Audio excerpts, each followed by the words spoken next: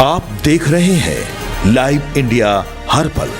नमस्कार, आप सभी दर्शकों का लाइव इंडिया हर पल में स्वागत है। मैं हूं आपके साथ पूजा दुबे और बात करेंगे पश्चिम बंगाल चुनाव की। तो बता दें कि पश्चिम बंगाल विधानसभा के पहले चरण के मतदाता के लिए नामांकन की प्रक्रिया पूरी हो चुकी है। इसके साथ ही इन सीटों पर मतदाता सूची को सोमवार रात फ्रीज कर दिया गया।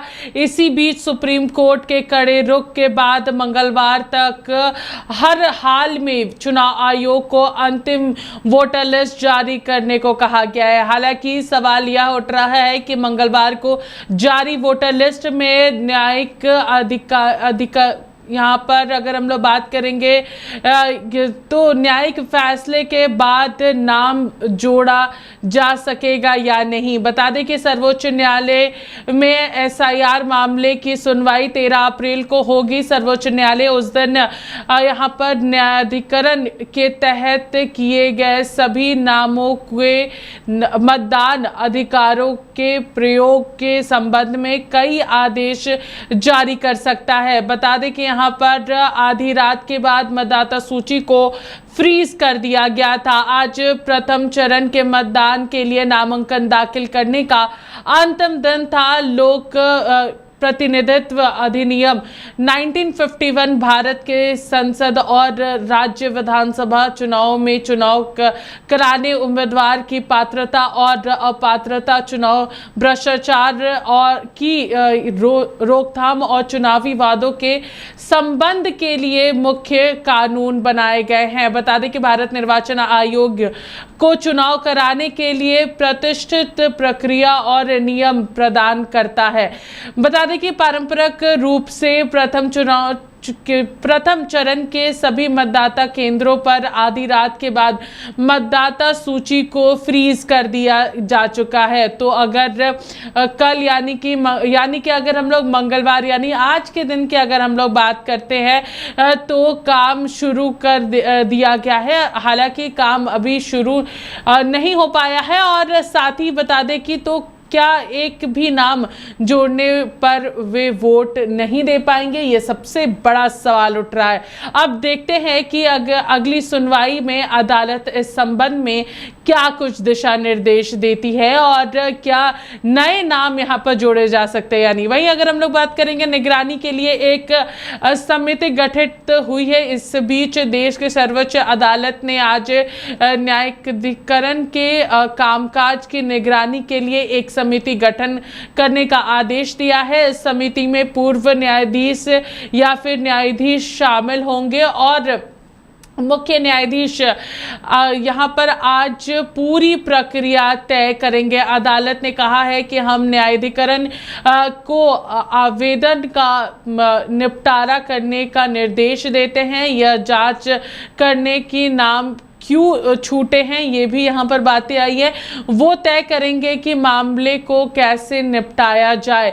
बता दें कि यहाँ पर उस व्यक्ति का बयान सुना जा चुका है जिसने पिटीशन दायर किया था, जिसका नाम छूट गया था। अदालत ने यह भी कहा है कि 15 अप्रैल तक सारी चीज़ों का निपटारा हो जाएगा और साथ ही अपील या फिर आवेदनों के नाम संशोधन सूची में शामिल करने का प्रयास किया जा चुका है। हालांकि पहले चरण की अगर बात करेंगे तो सुनवाई आज रात समाप्त हो चुकी थी और यानी कि कल अगर सोमवार की बात करते हैं तो सोमवार को ही रात में सुनवाई जो है वो संपन्न हो चुकी थी और उसके बाद फिर न्यायाधिकरण में अपील करने का रास्ता खुल गया है ताकि कोई भी पात्र यहाँ पर मतदाता पीछे ना छूट जाए। तो यहाँ पर जिस तरीके से अभी फिलहाल तस्वीरें हम लोगों को देखने को मिली, पश्चिम बंगाल चुनाव में पहले चरण की मतदाता सूची जो है वो उसे यहाँ पर फ्रीज कर दिया गया है और उसी को लेकर के सुप्रीम कोर्ट ने अपना फैसला, अब जो अगली सुनवाई है वो 13 अप्रैल को होने वाली है। न्यायाधिकरण की अगर बात करेंगे तो यहाँ पे हर एक तरीके से यहाँ पर चीज़ों को देखा जा रहा है। साथ ही साथ अगर हम लोग बात करेंगे तो इसकी प्रक्रिया जो है वो कल शाम को ही पूरी हो चुकी थी और साथ ही साथ अदालत का यहाँ पर फैसला जो है वो भी आया है कि एक रास्ता और खुल चुका है। जिन भी लोगों का नाम यहाँ पर छूटा था सूची में, वोटर लिस्ट में, वो अब कहीं ना कहीं आने देखने को मिलेगा। अगर बात करेंगे तो अदालत इस पूरे मामले को लेकर के 15 अप्रैल को भी पूरा तस्वीरें जो है वो साफ करेगी। और साथ ही साथ यहाँ पर अगर हम लोग बात करते हैं तो यहाँ पर और भी चीजें देखने को मिल रही है कि किस तरीके से पात्र मतदाता अपने अधिकार से वंचित ना रहे, इस बात का भी ध्यान रखा गया है। तो अदालत ने हर मुमकिन कोशिश की है कि कोई भी पात्र मतदाता अपने अधिकारों से वंचित ना रहे, क्योंकि वोट हर एक व्यक्ति का यहाँ पर अधिकार है और उसी के तहत वोटिंग भी होती है और मतदाताओं को उनका अधिकार दिया जाता है। तो एसआईआर के बाद जिन भी लोगों का नाम छूट चुका है उसके लिए सुप्रीम कोर्ट ने कल रात को ही एक समिति का गठन किया है और वो समिति अब सारी चीजों को देख रही है और 13 अप्रैल को एसआईआर के मामले को लेकर के सुप्रीम कोर्ट में सुनवाई होने वाली है। फिलहाल इस खबर में हमारे साथ इतना ही। देखते रहिए लाइव इंडिया हर पल। नमस्कार।